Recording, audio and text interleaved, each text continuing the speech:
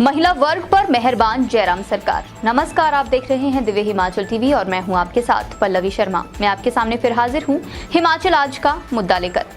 गुरुवार को मंत्रिमंडल की बैठक में जयराम सरकार ने महिलाओं के हक में कई अहम फैसले लिए हैं। महिला वर्ग को संबोधित करते हुए जयराम ठाकुर ने कहा कि अब उन्होंने जो घोषणा की थी उन्हें अमली जामा पहनाने का समय आ गया है। मंत्रिमंडल ने एचआरटीसी के राज्य के भीतर चलने वाली साधारण बसों में महिला यात्रियों को किराए में 50% रियायत देने का फैसला लिया है।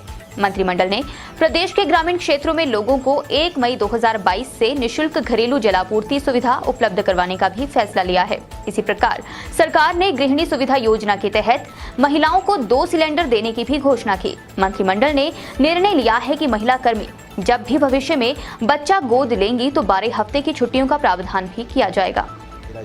सरकार महिलाओं पर मेहरबान। ओंकार जी, मंत्रिमंडल ने आज वो फैसला ले ही लिया जिसकी घोषणा की थी मुख्यमंत्री ने हिमाचल डे पे चंबा में, और घोषणा ये थी कि महिलाओं को बस किराए में 50% की छूट दी जाएगी। आज फैसला ले लिया। क्या कहा मंत्रिमंडल ने इस विषय में, कैसे देखते हैं आप इस निर्णय को महिलाओं के नजरिए से? बिल्कुल बिल्कुल अनिल जी, 15 अप्रैल का दिन था और चंबा में जो मुख्यमंत्री जी ने घोषणा की थी कि महिलाओं को 50% किराए की छूट दी जाएगी और वो जो है वो लागू किया जाएगा। तो आज की कैबिनेट में उस निर्णय को लागू कर दिया गया है। मुख्यमंत्री ने आज घोषणा जो है वो हो सकता है 1.25 महीने बाद ये की है, लागू किया है इसे, पर इसके बाद जो है इसे आज अमली जामा जब पहना दिया गया है तो ये लागू हो गया है कि आज अब से जो महिलाएं हैं हिमाचल में अगर यात्रा करेंगी तो 50% जो है उनको किराए में छूट मिलेगी और वो प्रदेश के किसी भी कोने में आ जा सकेंगे। जी, आज फैसला हो गया, बस अधिसूचना का इंतजार है। जैसे ही नोटिफिकेशन होती है उसी समय से निर्णय लागू हो जाएगा। हाँ, लेकिन यहाँ पे थोड़ी सी एक टेक्निकल चीज़ है। जी हाँ, इस पे थोड़ी चर्चा भी हो रही थी, महिलाओं की तरफ से भी थोड़े रिएक्शन हमने लेने की कोशिश की। ये जो ओंकार जी, हम दर्शकों को बता दें कि जो छूट मिलेगी सरकारी बसों में, ये सिर्फ इंट्रा स्टेट बसेस में ही मिलेगी। मतलब वो बसें हैं जो विद इन स्टेट चल रही हैं, हिमाचल के ही एक स्थान से कहीं हिमाचल में ही दूसरे स्थान तक जा रही हैं, तो आपको उसमें किराए में महिलाओं को आधी छूट मिल जाएगी, चाहे वो कहीं भी जाए। लेकिन अगर किसी बस का रूट हिमाचल से बाहर की तरफ हुआ, प्रदेश से बाहर की हुआ, तो उसमें फिर पूरा किराया ही देना पड़ेगा। देखिए, ये एक बड़ी बात है। दूसरी बात, अभी इस पे ये देखना होगा कि बहुत सारे जो हिमाचल में ट्रैफिक है या कम्यूटर्स हैं हिमाचल के, वो चलते हैं प्राइवेट बसेस में। अब प्राइवेट बसेस इस निर्णय के बाद महिलाओं को लेकर क्या निर्णय लेती हैं, उस पर बड़ा दारोमदार टेका होगा, उस पर बड़ी देखने वाली बात होगी। हाँ, लेकिन फिर भी एक शुरुआत तो हो गई है महिलाओं के लिए। नोटिफिकेशन की देर है, तो नारी शक्ति को बधाई हो इस निर्णय पर। अच्छा ओंकार जी, हम महिलाओं के दूसरे निर्णय की तरफ बढ़े, महिलाओं पे केंद्रित निर्णय की। उससे पहले एक और बड़ी बात जिसमें सभी शामिल है, खासकर ग्रामीण हिमाचल शामिल है। पानी के बिल नहीं अब आएंगे। पानी के बिल पीछे बढ़ गए थे ना जी, अभी कई बार तो ऐसा हो रहा था कि 5-5, 6-6, 8-8 महीने का बिल आ रहा था, सैकड़ों की, कहीं 1000 भी क्रॉस कर रहा था कि लोग इतने घबराए हुए थे। अब पानी का बिल नहीं आएगा क्योंकि 1 मई से फ्री कर दिया गया है पानी। जाहिर है मई में है तो मई का बिल नहीं आएगा। क्या जानकारी आप, क्या ओंकार जी, इसको लेके, और ये कितना बड़ा फैसला है आम ग्रामीणों के लिए? बिल्कुल अनिल जी, बहुत बड़ा फैसला है और सरकार ने इसकी घोषणा भी जो है वो हिमाचल डे पे 15 अप्रैल को चंबा में ही की थी। जैसे महिलाओं के किराए की बात थी, तो आज इसे अमली जामा मंजूरी मिल गई है। हाँ जी, इसे कैबिनेट ने मंजूर कर दिया है, मंजूरी मिल गई है। अब प्रदेश के ग्रामीण क्षेत्रों में पानी का बिल नहीं आएगा। तो पानी का बिल इसकी भी शायद अभी नोटिफिकेशन अनिल जी आनी है। बिल्कुल, सारे निर्णयों की नोटिफिकेशन इकट्ठी आएगी तो उस नोटिफिकेशन में फर्दर क्या इंस्ट्रक्शंस होंगे वो भी हमें देखनी पड़ेंगी कि क्या किस तरह से। जी, देखिए, ये निर्णय तो क्लियर है क्योंकि साफ साफ लिखा है। तो ग्रामीण क्षेत्रों में जितने भी, आप ये समझिए, नगर निगम, नगर पंचायत, या आप ये कहिए नगर परिषद से बाहर के जो भी एरियाज हैं वो ग्रामीण कहे जाते हैं, उनमें पानी का बिल नहीं आएगा। सीधा नोटिफिकेशन का इंतजार है आपने, ठीक है ओंकार जी। लेकिन बड़ी चिंता ये नहीं है, बड़ी चिंता है पानी की सप्लाई की। अब देखना ये होगा कि देखिए, जन जीवन मिशन के तहत लगे थे, अभी पीछे नल लगे थे, वहाँ पे इंतजार ये है कि कई जगह पानी आ नहीं रहा है। और सरकार ने खुद एक आंकड़ा दिया था कि 1400 करोड़ रुपए, सॉरी नॉट 1400, 14 करोड़ रुपए हर साल मेंटेनेंस पे लग जाते हैं पानी की पाइपें ठीक करने के। अब पाइप्स बढ़ गई हैं, नलके बढ़ गए हैं ना ओंकार जी, तो वो बिल भी बढ़ेगा, सरकार का वो एक्सचेकर भी ज़्यादा बढ़ेगा, उस पर खर्चा बढ़ेगा। 14 करोड़ से तो ऊपर जाएगा कहीं 15-20 करोड़ के आसपास। लेकिन ओंकार जी, जब आप बिल नहीं लेंगे तो कहीं ऐसा तो नहीं होगा कि मेंटेनेंस में दिक्कत आएगी या पानी की सप्लाई प्रभावित होगी। देखिए हिमाचल के लोग हमेशा ये कहते हैं, पीछे भी जब आस पड़ोस के प्रदेशों में मुफ्त बांटने की बात हो रही तो हिमाचल के लोगों ने कहा था कि आप हमें सर्विस दीजिए और रीजनेबल हम पे करने के लिए तैयार हैं, पर सर्विस ठीक होनी चाहिए। हाँ, इसका सर्विस पे कहीं असर ना पड़े, ये लोगों की एक थोड़ी सी एप्रीहेंशन है इस विषय में, लेकिन जाहिर है पानी फ्री मिलेगा तो अच्छी बात है। अब महिलाओं की दूसरी इस पे आ जाते हैं, मुख्यमंत्री ग्रामीण सुविधा योजना, ये शायद उज्ज्वला योजना है, वही है, सेंटर से भी ऐसे कुछ अभी पीछे घोषित हुआ है। 2 मुफ्त गैस सिलेंडर दिए जाएंगे और महिलाओं के लिए कैसे देखते हैं कार्य इसको आप? बिल्कुल अनिल जी, आज की कैबिनेट में मुख्यमंत्री गृहिणी सुविधा योजना है ये। तो अब इसमें जब भी कोई महिला गैस कनेक्शन लेगी तो उसको, जिनको ये मिल चुके हैं उनको 2 बार सिलेंडर फ्री भरा जाएगा। जो भी जिन्होंने ले लिए हैं, जिनको मिल चुका है ये, हाँ जी, तो अब वो जब भी रिफिल करवाने जाएगी तो उसको 2 सिलेंडर शायद सरकार जो है वो देने जा रही है, फ्री देने जा रही है। शायद नहीं, ये इन्होंने सीधे कहा है, मतलब जैसे अप्रूवल होता है। जी जी, बात है वही, 2 जो है अतिरिक्त जो है सिलेंडर, भरे हुए सिलेंडर जो है महिलाओं को दिए जाए। हाँ, अब देखिए ये एक बड़ी लाभ होगा महिलाओं से, इनके नजरिए से, इसलिए हम बोल रहे हैं क्योंकि महिलाओं के नाम पे ही सिलेंडर मिले हैं। और देखिए अब सिलेंडर के रेट हैं कहाँ कार्य, 1100 रुपये टच हो रहा है ना जी। तो ऐसे में आप लगभग ये समझिएगा रेट नहीं बढ़ते हैं तो लगभग 2200 रुपये का, 100-200 रुपये का फ़ायदा होगा, क्योंकि इसके पैसे नहीं लिए जाएंगे। तो इस नज़रिए से ये भी, हालांकि फ़ायदा तो परिवार का है लेकिन महिलाओं के नाम पे एक कनेक्शन मिले हुए हैं, तो उस नज़रिए से। अच्छा, एक और बड़ा फैसला हुआ है, फैसला हुआ है कि मान लीजिए सरकारी सेवा में कोई महिला कार्यरत हैं हिमाचल प्रदेश में किसी भी विभाग में और रेगुलर सर्विस कर रही हैं।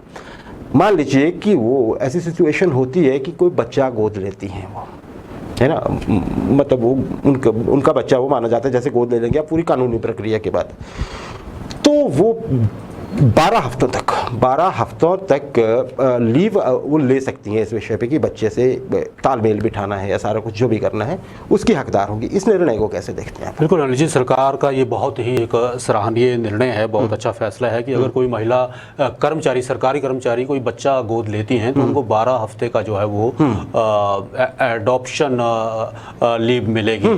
तो इस लीव का, इस छुट्टी का जो है इस दौरान बहुत जो है लाभ महिला को मिलेगा, क्योंकि बच्चा कोई गोद लिया है तो उसके साथ अपने एक इमोशन बैठाने का समय मिलता है। बच्चा अपनी उस माँ का स्वभाव जानता है, माँ बच्चे का स्वभाव जानती है, और इस तरह से एक अच्छा माहौल जो है दोनों माँ और बच्चे को मिल जाता है। तो एक बहुत अच्छा एक जी बिल्कुल सही है। ये कहा गया है कि हकदार होंगी, ये नहीं कहा है कि मिलेगी, क्योंकि थोड़ी क्लैरिटी नहीं है इसमें। मैं ये इसलिए कहना चाहता हूँ कि पीछे भी ये चीज़ चर्चा में आई थी, तब ये कहा गया था कि इस संबंध में विभागाध्यक्ष निर्णय लेंगे। मान लीजिए अब कोई स्कूल में महिला पढ़ा रही हैं तो ऐसा भी हो सकता है कि वहाँ पे एक्स्ट्रा टीचर ना हो और फिर विभागाध्यक्ष वहाँ पे प्रिंसिपल होंगे, तो क्या वो ये देखेंगे कि अगर मान लीजिए उनको ये लगता है कि टाइम टेबल में दिक्कत आ रही है, बच्चों की पढ़ाई बाधित होगी, तो छुट्टी नहीं दी जा सकती है? इस चीज़ पे क्लैरिफिकेशन अभी होनी है इसमें। और दूसरी एक और बात भी है कि अभी एक जो यहाँ कहा जाता है कि सेंटर में मैटरनिटी लीव, ये तो आपने एडॉप्शन लीव कही ना, वो लंबी है तो हिमाचल में भी बढ़नी चाहिए, तो उस पर अभी शायद फैसला नहीं हो पाया है। वो भी एक बड़ी मांग रहेगी अभी महिलाओं की। दूसरी बातों का सवाल ये उठाया आज महिलाओं ने कि सिर्फ सरकारी क्षेत्र में ही क्यों,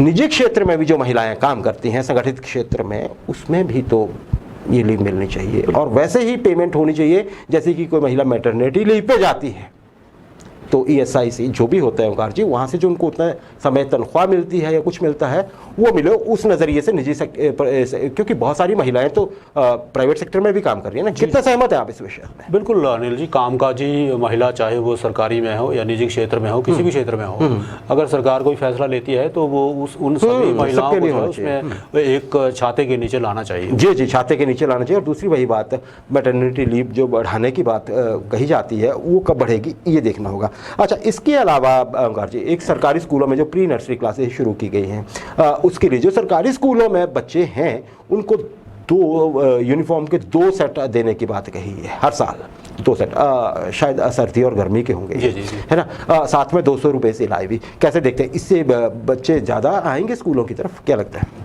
बिल्कुल, प्री नर्सरी के छात्रों को 2 वर्दियाँ और साथ में सिलाई के लिए जो पैसा दिया जाएगा 200 रुपये जैसे आपने बताया।